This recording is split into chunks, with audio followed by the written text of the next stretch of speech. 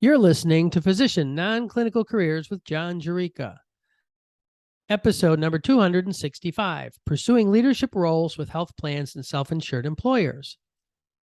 Welcome back to this week's podcast. Before I introduce today's topic, I have a request. If you enjoy this podcast and want it to continue, please support it with a small monthly or one-time donation. It only takes a minute or two to do it. Simply go to nonclinicalphysicians.com/donate and select the type of donation you'd like to make to keep this podcast going. Now, let's thank our sponsor. The University of Tennessee offers the longest running and most highly respected physician-only executive MBA in the country. It has produced more than 700 graduates.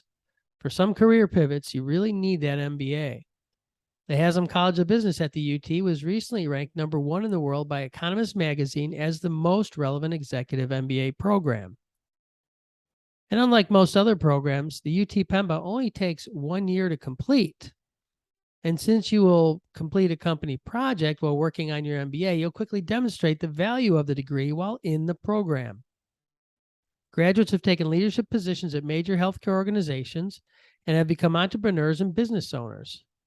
So if you want to acquire new business and management skills and advance your non-clinical career, contact Dr. Kate Ashley's office by calling 865-974-6526, or you can use our handy link at nonclinicalphysicians.com/physician MBA. All right. Dr. Laura Clapper is a seasoned C-suite executive with extensive experience in innovating digital health solutions, value-based care, and provider health plan joint ventures. As a thought leader, she's focused on how to integrate analytics and disruptive technology into traditional systems, such as integrating digital health and remote monitoring into the bricks and mortar care model of medical groups and hospitals. In addition, she is recognized for her work with employers on employee health and benefit design, strategic planning, and development of high-performing teams. Dr. Clapper is committed to making healthcare more affordable, understandable, and a better experience for both consumers and employers. She has worked in multiple national health insurers, first as medical director and then as chief medical officer in several such companies. She completed medical school at the Uniformed Services University of the Health Sciences simultaneously with her master's in public policy analysis from Claremont Graduate University, and she served in the Navy for 14 years. Today, she joins us to talk about employment options with large insurers and self-insured employers and how best to prepare for these types of jobs. Let's see what we can learn from this accomplished physician leader. I'm really excited about today's guest because I want to learn more about managing and leading in the payer side of things. It's like a black box to me. I mean, obviously, as a CMO, my hospital interface with insurers and payers, but I really don't know how they work internally. So my guest today has a lot of experience with very large, well-known and healthcare insurers. And so with that, I'd like to welcome Dr. Laura Clapper to the podcast. Hi, Laura. Hi, John. I'm so excited to be here. We've talked about doing a podcast together almost since you got started. So I'm really excited to be here today and share about payers and self-insured employers. Excellent. This is going to be very useful, and I am going to learn as much as you, my beloved listeners, today, because it's, again, something I know very little about. So I'm glad you're here. So why don't you tell us a little bit about your background and clinical training and so forth. It is a long list of things, so I do have a separate intro that includes most of those, but anything you want to tell us today would be helpful to get us started. Sure. So I think it's interesting, at least to me, when we talk about early career path, is that my father was an entrepreneur and was in the aerospace industry and really dealt with satellites. And so I worked with him when I was in like middle school, late elementary school through high school till I went to college. And he did AI and Wow. pattern recognition. He was known for pattern recognition. His patents are on, he helped develop the barcode for Fred Smith at FedEx. He worked on for Hughes for digital TV. But the point that I'm getting to is this: when I went to college, the idea that we could use AI and algorithms and data to really improve healthcare was really what got me excited about medical school and going into healthcare. And the Mm. Dartmouth Atlas had come out a couple years before that. And so this idea we could use data to figure out was like more hysterectomies happening in one town versus the other and some of the initial Dartmouth Atlas work. I just got really excited about that. Like we could use data and dashboards to improve care and look at patterns and have algorithms and really leverage technology. So I think that's a different path than most people take going to medical school. And so that's why, and if you look at my career, it really did influence the kind of work I've done and kind of the projects that get me really excited. Well, healthcare was behind in terms of implementing a lot of the technology that other businesses implemented, and when we, on the as physicians and being involved with a health provider hospital, boy, it was just interesting to see, with patient safety and quality, the ability to measure things and then risk adjust and then put systems together to like find patterns, as you said, and try and use them to improve safety and care. Just really fantastic in the last 20 years. So it sounds like you were right where you needed to be if that was what your interest was. Yeah, and it's interesting because as physicians, we know not every patients are not the same. They have kind of different genetics, different environment. Their families are different. What they want to get done and their values and kind of what they hope for themselves in the future are Hmm. different.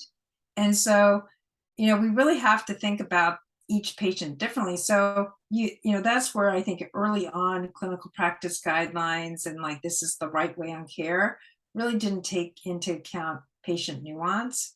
And we're getting much better at understanding and be able to do risk adjustment and compare patients to patients so we can have cohorts as well as starting to bring in social determinants of health. No, one thing I would mention to the listeners is in there, you were also in the Navy, I think, for 14 years. So I'm not sure if a lot of that learning was while you were in the Navy or before, during, after. So, but when you talk about leadership and management, of course, there's a lot of lessons learned there, I'm assuming. The being in the Navy was great, and going to the Uniformed Services University, so the military medical school. We actually work with the Public Health Service also. Was important in terms of thinking in a much broader way because there's a huge system trying to provide care globally and Hmm. trying to figure out like can someone stay on their ship and get care like through the mid-level who's on the ship and get consults over the phone, or does the person need to be flown off? Is the person be able to stay in the Middle East, or do they need to come back for care at a medical academic center in the US? So all those things were brought into our training. Very interesting. Well, the thing that impressed me, or at least caught my attention, was the time that you spent at these large national insurers. And so, my listeners are mainly interested oftentimes in finding jobs that they're not really aware of. So, I mean, what kind of opportunities are there in working for these insurers? Maybe just tell us your story in terms of what you were doing, and as we go along, just kind of some hints that how they might be able to follow a similar trajectory. So I'm a pediatrician, I'm board certified, and so primary care. And I think that insurers, there's multiple, we think about like Anthem, Cigna. I was at HealthNet, so that's now part of Centene. So, and Aetna. Mm. So I've been at some really large employers that are insurers, and that it's not one job there. And I guess that's my main point. There's multiple jobs. These are companies that are Fortune 50 or bigger, Mhm. and they have jobs where they're leadership team jobs, where you're having multiple medical directors work for you. You may have jobs where you're working clinic more quality and clinical practice guideline development. You may be working with pharmacy, researching pharmacy drugs and working with the pharmacists and maybe doing support work for the either running or being a support staff person for the pharmacy and therapeutics committee or doing pharmacy prior auth. You may be sitting as a specialist if you're someone who's a neurosurgeon, an oncologist, someone who's doing a lot of more expensive orthopedic surgeon or back surgeon or anything like that, there may be opportunities in the insurance companies where they're doing prior authorization, and that would Mm-hmm. be something. Even though AIM Specialty, Evercore, they're now owned by insurance companies, and Mm-hmm. United and Optum have one. So your job in those roles would be looking as people are requesting back surgery, maybe multiple levels, and you're looking against the clinical practice guideline to see if you can approve it or if you have questions, and then doing it peer to peer. Usually in those situations, you'll have a team of nurses that are reviewing. So if the person clearly meets it, the idea is to approve it as fast as possible. And so it'll get approved. The health plans are even working. So if you put all the information in, it could be like auto approved. Then Mm-hmm. it would go to if a clinical team member could approve it. If it's still not meeting criteria, then it's going to go to a specially matched physician who can review it and either potentially deny it or say that there's questions or things like that. So that's prior authorization, and it's similar to for pharmacy. You need to match up to the specialty. Also, there's inpatient review. So, are they meeting Interqual or Milliman clinical guidelines and Mm-hmm. working with the discharge planning? So, where are they going to go to a SNF? Are they going to go to assisted living facility? Are they going home and they need home health? So, working with the nurse care teams on coordinating the care and discharge planning and connecting them in with their primary care. So, there's physicians who do those roles. Now, There's let me jump in there just Yeah, to help clarify. yeah. So I'm assuming that many of those might be called physician advisors. I mean, in the hospital side, working in a hospital, usually if you're doing any kind of that, I guess like benefits management or clearance, it's a physician advisor. Although I could imagine that might also be a medical director role if you have more experience. Maybe you're supervising a clinical team. Would that be right? Yes, in the health plans or the insurance companies, we would call them medical directors. Medical. Okay. They might be associate medical director, assistant. There's different titles, but basically a medical director would fall into that category. You may be working with a big team. You may have some people that our listeners may have done some work as like case by case work. So, or per diem, like they're covering certain Mm-hmm. days for an insurance company. But the medical director role is really working on that coordinating, responsible for complex cases review, quality review, and working across the team with the nurses, the medical directors, and probably some contracted Okay. physician reviewers. And the contracted or per diem physicians may be called like physician consultants, they may be Mm. advisors, but usually once you're a full-time employee, you're called medical director. All right. And I do want to clarify, to be in that role, you need to have you act the insurance companies actually do credentialing similar to a Okay. hospital. So you need to be board certified and currently board certified. You need an active license. It doesn't have to be in every state, but one of the US states, you have to have an active license and you need to have an active DEA. Usually you can have a waiver for hospital privileges, similar to primary care where someone else is covering you. They're not Okay. expecting you going to the hospital, but you need to be able to have quality discussions and represent your specialty as someone who's a respected expert. Got it. Yep. Because you're having those face or not face to face, but you're having those conversations with the attendings and the surgeons and so forth. So you need to be able to talk their language and have some authority. It sounds like. Right, correct. And I think that's important because people think about them as non-clinical jobs. So they think some of the, I guess, sad stories I hear are people who didn't renew their board certification or they let their Mm, license lapse and then they want to come work for the health plan because they see it as being non-clinical.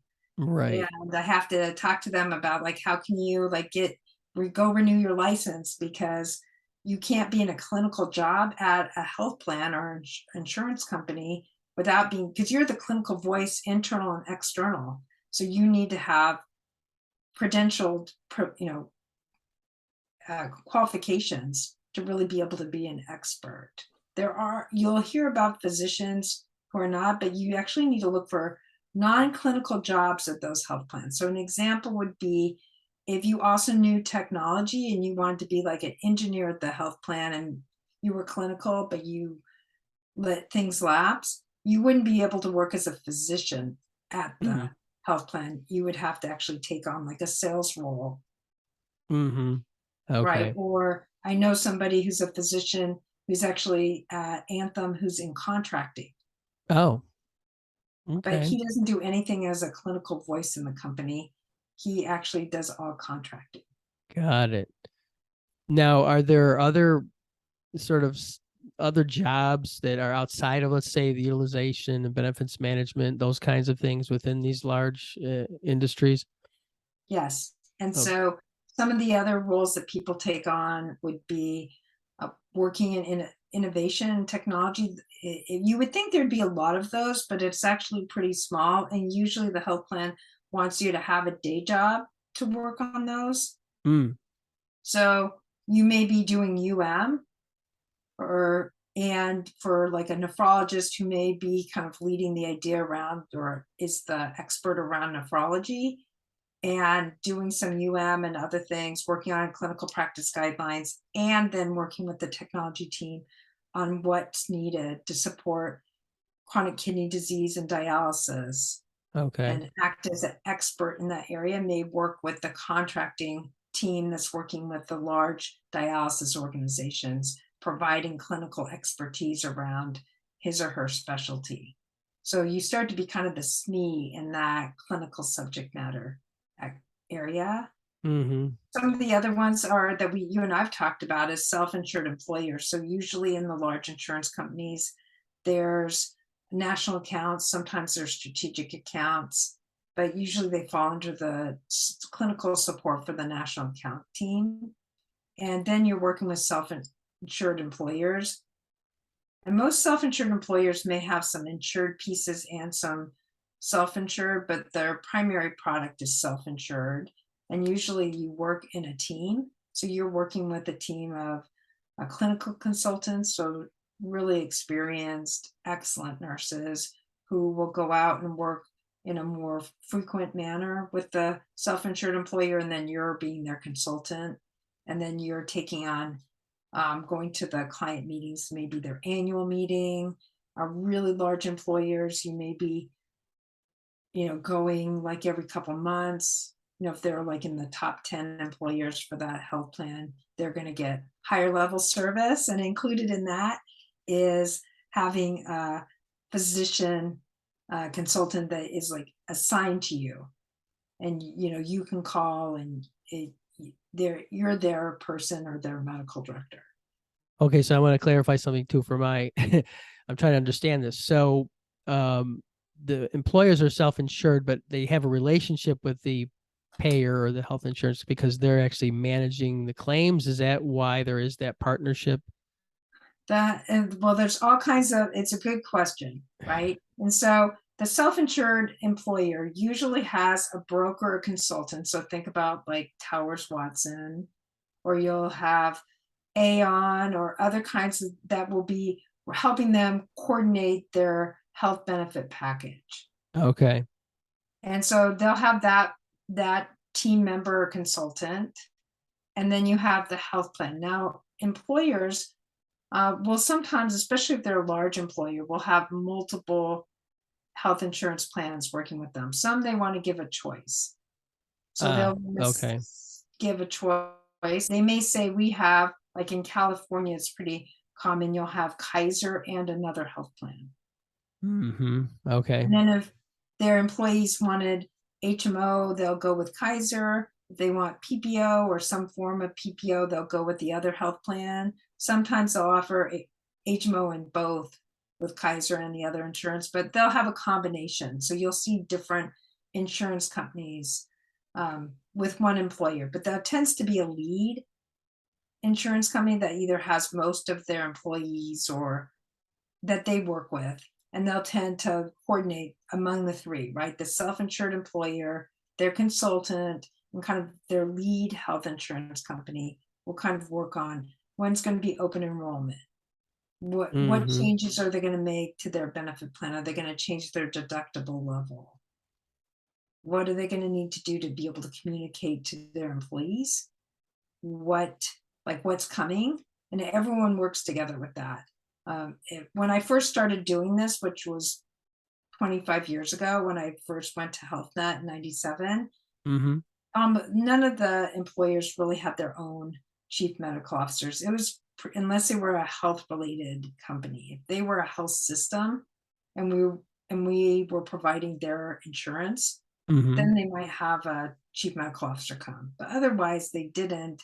And the part of the service that the health plan was providing was to have a medical director who would explain clinical questions, or if someone was upset why they couldn't get a surgery because it had been denied under prior auth, they would act as a second opinion in some ways to kind of look like, not that you were that in that specialty, but you want to say like, was the process followed correctly?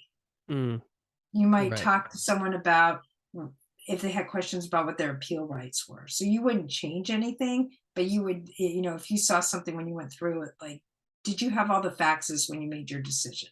Because I can see this fax that got maybe added the next day and you might have not have seen it or something like that. So Mm. you would look, was there integrity to the process?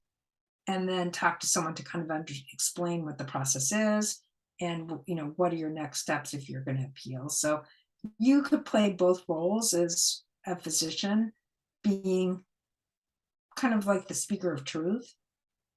you know, Okay. Having taken the Hippocratic oath, you're there trying to do represent that. I think over 25 years that more companies are hiring their own chief medical officer that would come and sit in the company and represent the Mm. companies. So it's, I think a lot of times the national account medical directors act as the medical director for the employer, but there is an uptick.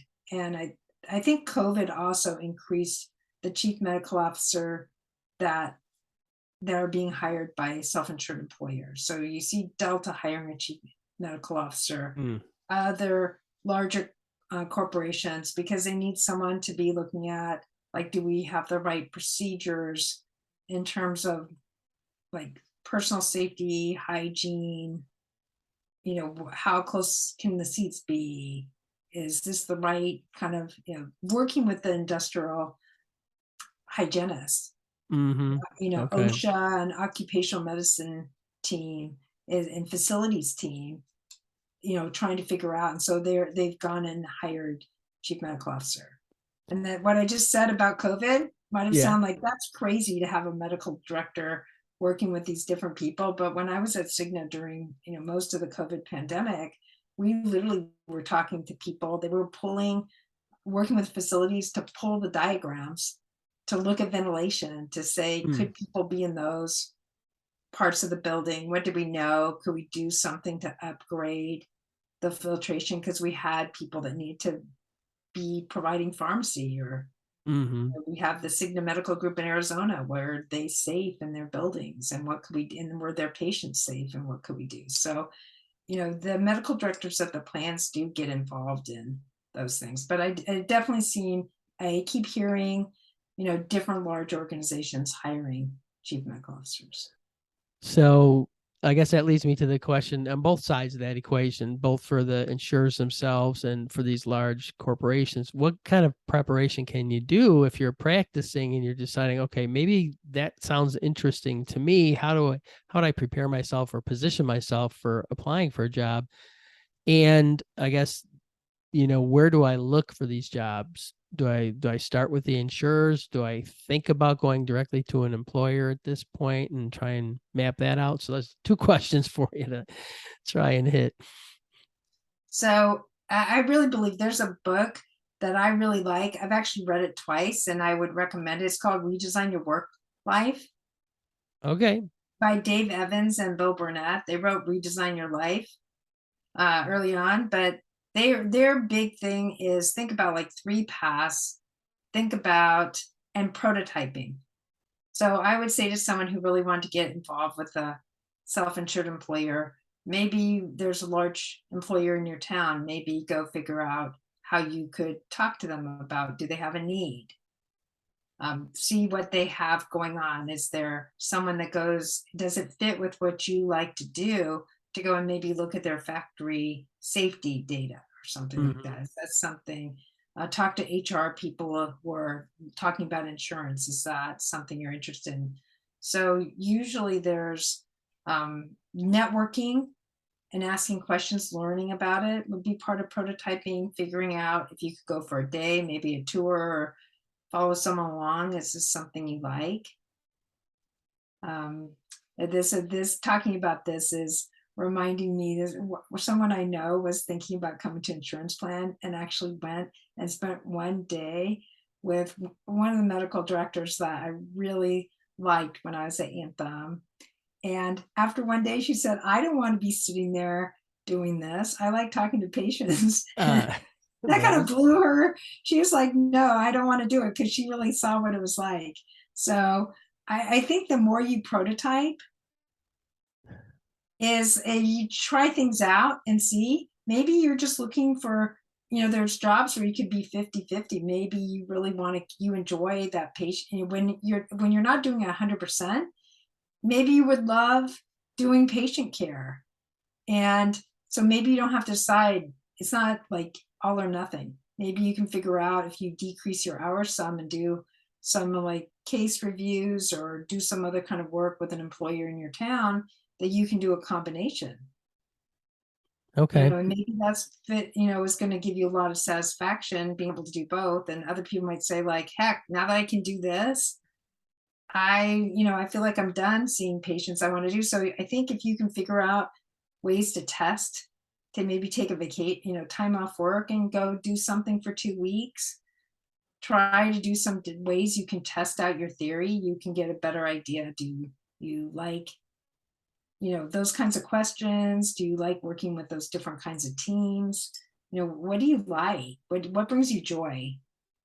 It is a challenge, and I never used to bring up this idea of shadowing as a way to find out about a job, partly because sometimes it's difficult. Some companies will not allow that, because it's HIPAA or it's proprietary information or this and that. But boy, if you can actually spend a day with somebody and see what the job really entails, I mean, that's going to give you some really awesome insights. So I do now bring that up from time to time as an option. But like I say, I get pushback from my listeners and others who say, they won't let me do it. Um, okay. I think you And have so to no be, special training. Go ahead. I think you have to be careful. Like the instance I talked about, the person was with one of the ACOs.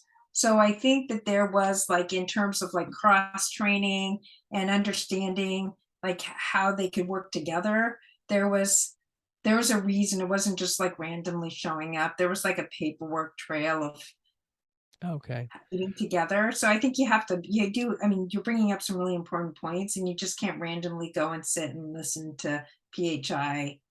There needs Right. to be good boundaries and, But if you're respect working for at a the hospital that happens to be have an insurer or a payer that is providing their coverage, well then that would be potential in. It's sort of like when you're in practice and you're prescribing medications, you have a salesperson, and that salesperson can connect you with the MSL, who might then be able to tell you Mhm. about what they do or even have you join them on occasion. So yeah, you have to be a little more creative, I guess, and look at what would be the best way to develop that relationship and then have that opportunity. That's a good point, though. If you're in a hospital, you could go and talk to the HR team and say, could you listen in on what kind of do a networking interview? What kind of issues do they have? How do they plan about the insurance coverage for the hospital, particularly for the employed staff? So it tends to be nurses, less physicians, but the employed staff. Could you listen in on a meeting? Usually, a meetings between the insurance companies and an employer, you wouldn't talk about PHI. It'd be more things like, how is the medical cost running? Well, how much proportion of the budget is spent for complex, high cost patients versus wellness and other kinds of costs? How are Hmm. you doing in terms of HEDIS measures that are, your mammogram rate, your immunizations for under 5, your adolescent physical visits where you look at the HEDIS? And that's a big part of when you're working with the plan and self-insured employers is really looking at like how's the total plan running, not just on cost, but the quality of care. Hmm. Well, and that's something to research when you're actually applying for a job, so you kind of know, what's going on, and so that's something that we talk about a lot. Um, so things are obviously evolving. Are there certain jobs you think are in more demand now than, let's say 5 years ago? Wait, we can kind of look forward to and anticipate some need growing in these areas? Yes, several different areas. One is I think telehealth roles are expanding.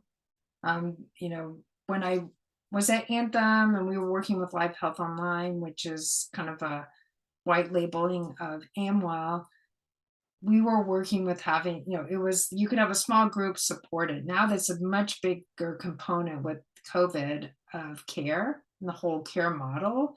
You Hmm. start to see medical groups that are having telehealth services. And I think everyone's trying to struggle. How do you provide good longitudinal care and that satisfaction from both the provider and the patient, as well as provide better in extended hour access, make sure if someone really needs to drive in and park and do everything to come in just to say, oh, my incision looks better.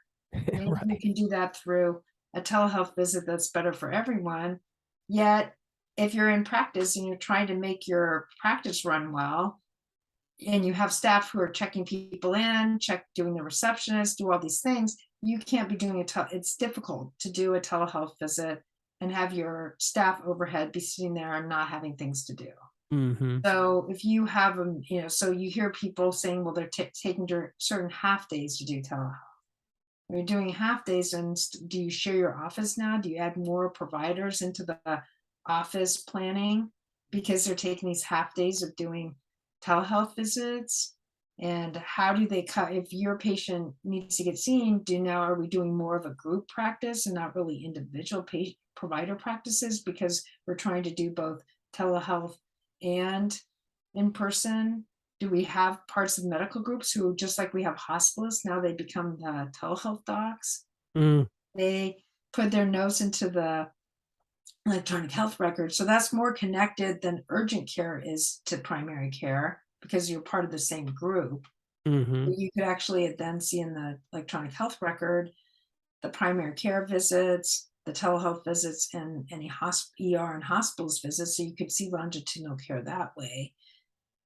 So that's good, but I mean, I think we're struggling. How do you do the most efficient manpower with providing this hybrid telehealth inpatient care? And so I think there's going to be jobs coming out of that as we rethink that whole care model and what's the best for hybrid care. And at the end of the day, I think patients want to know that you know them, they have a relationship with you, that there's trust, and that's what I love about primary care, that you know them, you know the family. And I think this is a challenge for us. We think about how's medicine going to be practiced in the next even 5 years? Hmm. How do we create a system so we get the care we want to have and we want to have for our parents, our families? Because in not that long ago, physicians were practicing in their communities where they go to the grocery store, they go to the church, they go be in like community organizations, their kids were in school, and they would know a lot of things about the community, like the plant was closing down, there's a Right. new employer coming into town, or there's been car accident last week and this family was impacted. You knew things about your patients because you were part of that community. And now we're practicing a lot of times away from the community. We're on telehealth or we're covering different hospitals or we're doing different things like that. And so we don't really know the patients like in the context outside the visit like we did in the past. And I think that impacts our decision making or how confident we feel in our decision making. To me, in the future, we're going to have to figure out how to bring that context. And that's really where we start talking about like social determinants of health, knowing more about your patients, knowing do they have housing insecurity? What's happening? Like, is their daughter bringing their food? Do they have food insecurity because they're, you know, not, they're struggling because the plant closed. Like, what do you know about them? And it's just becoming more, as a systemized way to approach people that we used to kind of just know because we knew that family. And when I think about this whole trust and knowing, I hate it when people when I go and I have to like call someplace and you have to like verify yourself multiple times. Like, you put all the security information, they say okay, and they pass you on, and then they want it again. Like, where are Right. you again? I hate that, right? It feels really inefficient, and I feel like you should know me. I think patients feel like that. They feel like, well, I have to tell my story to so many people. So I'm always trying to think, how can we know people, have a good handoff, make it efficient for the patient? And I do tie this back to what your question was of where's the jobs in the future, because there's going to be all those jobs, having a strong care team, a strong care model, and who are going to be the physicians who are working on building that, whether it's data, technology. How do we make the next, Epic's had a big influence on us, and Epic and Cerner, right? I think Exactly. when all physicians are sitting around talking about Judy pajama rounds and how they have Yeah. to do extra hours doing their Epic and closing their charts, I'm really a big Oh, believer that in the next 10 years, well, I mean, I hope everyone's laughing when they're hearing that, because it's really influenced physicians' lives, their families, and everything. It's good having the documentation, right? And you can go anywhere in the system and know if someone needs a mammogram. That's great, but it's come at a cost, and the cost has been unevenly borne by physicians at doing all this yeah. documentation. It hasn't been taken into account. So my hope is in 10 years we have a different edition, whether it's a disruptor in the EHR space or they've evolved with Oracle acquiring Cerner. So it is not just scribes, but we actually have a better system. So I think, that's just one way where I think there'll be jobs in technology, especially for people who've practiced a long time, because they know how it works and they know how people use electronic health records. They know how to use their phrases and, can set it up. And people who are really good at being efficient in the EHR, they did EHR since medical school and residency and things like that. There's a huge gap. And so how do we close that gap so everyone can be good at it? And I think better technology will do that. I think that we'll start to see more physicians working with startups Mm-hmm. and independent boards and advisors with startups. That's still growing, even with what's going on with the stock market and venture capital. I think this is kind of a pause, but I think that we'll see more of that. Biotech and biosimilars, genetics, all these areas are growth areas. Cellular therapies, they tend to be focused on certain specialties in certain areas. And if you're one of those, that's great. But I think there'll be more roles in those areas also. And one of the things I pursued during the pandemic was actually working on getting my executive coaching certification. And I think we're going to see more physicians as executive coaches too, in all different ways, right? More working on the team, maybe across the hospital. That would be my hope and dream, that we really see physicians as an important part of the leadership team in health systems, and having them play that role and be executive coach, be actually executive coaches with different executives, as well as, other kinds of, I think, working as a executive coach slash advisor at startups, or other kinds of ways where you see executive coaching brought in. And so I think there's a lot of different roles that will come out in the future. Awesome. That's a good overview. And it's kind of, I mean, when you were talking, I was thinking back to when hospitalists were first introduced, and you talk about like not knowing the patient. Okay. And then telemedicine, another example. And so somehow the technology has to bring this all together. And then as far as the coaching, I had a physician once. He was a pretty stodgy old man like me. He was like, I don't get it with all these physicians becoming coaches. And it was just funny because business people have used coaches for years. And in fact, I have a friend who requires that if he won't take a job unless they're going to give him a business coach. And so physicians are left to like wander and learn on our own. It's like that's not good. So mentors and formal coaches make sense. So I'm glad that you're getting involved in that. And especially executive, when you combine physician and executive roles, that's not something that's easy to to navigate when you have no background in that. Even if you get an MBA or something, it doesn't teach you how to be a physician executive by any means. So that's fantastic.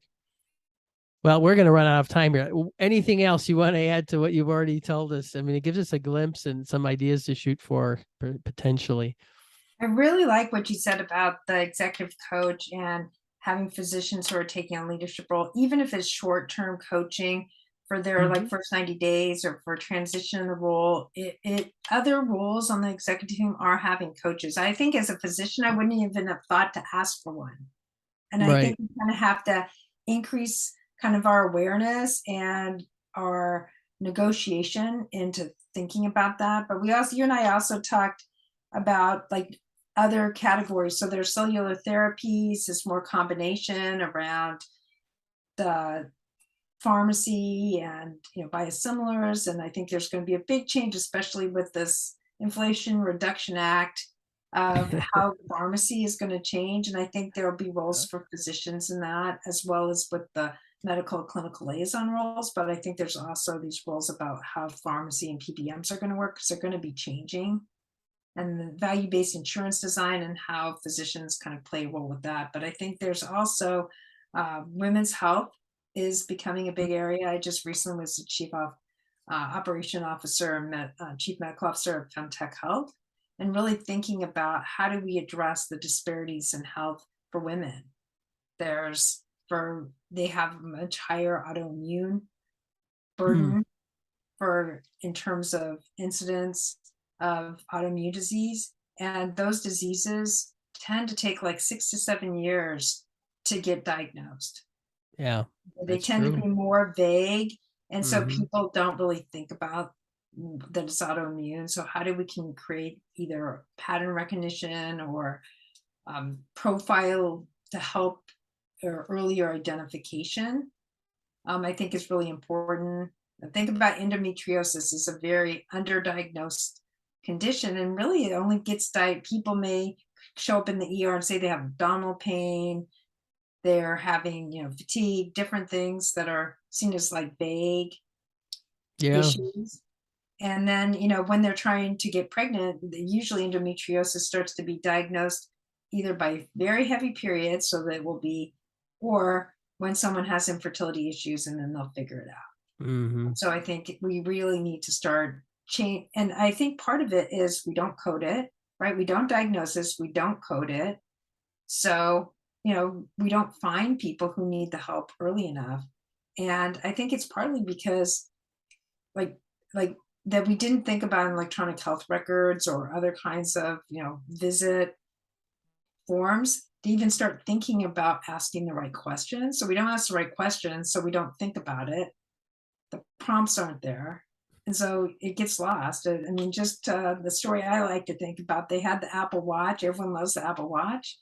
It took them actually a couple of years before they even added the last menstrual period into the mix.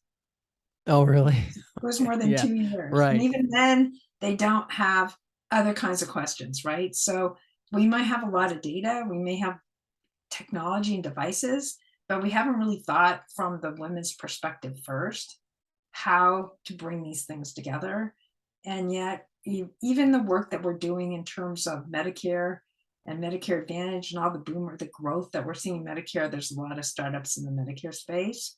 And yet, who's in the Medicare space for most of the time is older women. So I think we're going to have to rethink the care and the guidelines for older women. So there's lots of new kind of specialties or areas that I think physicians can take their clinical knowledge and really pursue. Yeah, I think we've probably both been exposed to people that are interested in AI, and with AI, you can recognize patterns, and they're not necessarily markers; they're just like patterns of behaviors or background or exposures, which it's just beyond me. I don't even understand how you would capture all that and put it together, but almost to where it'd be like a dog that could sniff a cancer. It's something totally off the wall, but it'll get there eventually. So there's lots of opportunities.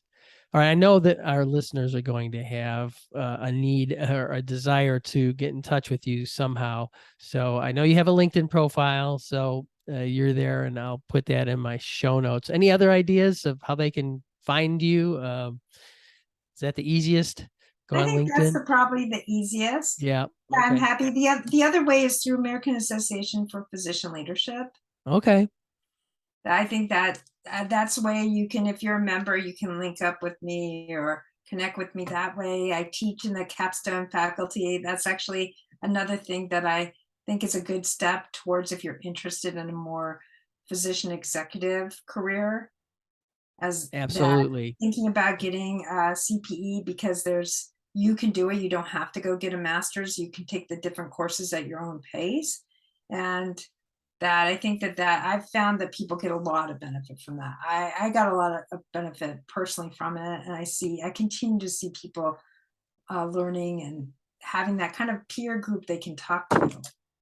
Well, you're in that group, like now it's like, oh, I'm one of these kind of people. I'm one of these that are doing this medical directorship or CMO role or whatever it might be. And anyway, your comment too is very good timing because I believe that the podcast either before or after this one is my interview with Dr. Peter Angood. So Okay. you didn't know that, did you?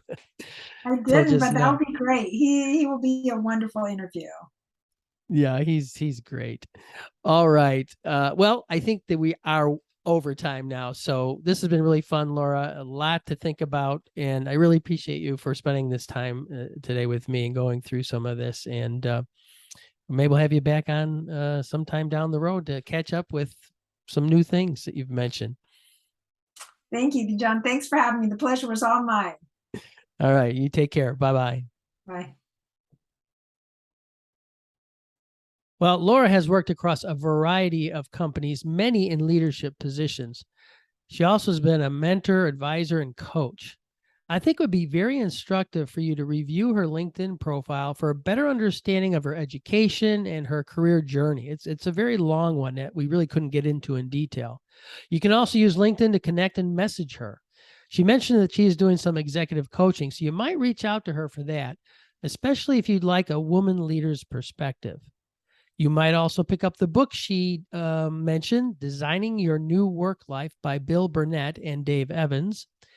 And you can find a link to that book, to the LinkedIn profile, and to the AAPL, and a transcript of our interview at nonclinicalphysicians.com/leadership roles with health plans. There's a dash between each word. So nonclinicalphysicians.com/leadership roles with health plans. Or, if you go to nonclinicalphysicians.com/physician non-clinical careers podcast, you'll also see that because it'll be right at the top. All right.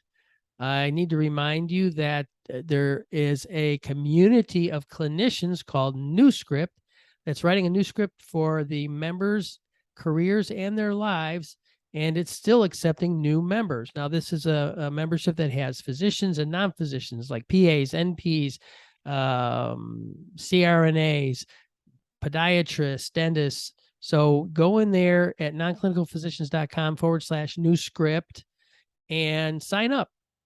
The monthly fee is very low and is locked in for life. We've had a lot of interest lately. The membership is growing pretty quickly now. The monthly subscription is only less than $5 per month at this moment, but it will be raised probably within the next 4 weeks. So join now and you'll be locking in that lower membership rate. Let me remind you that the podcast is made possible by the University of Tennessee Physician Executive MBA program. Learn more about that at nonclinicalphysicians.com/physician MBA. And I sometimes use affiliate links. So if you use that, of course, I get a payment, but the payment amount is the same whether you purchase something through my affiliate link or the seller's website. The opinions expressed here are mine and my guests. While the information provided is true and accurate to the best of my knowledge, there's no guarantee that using methods discussed will lead to success in your career, life, or business. All right, everybody, I will see you next week. Bye-bye.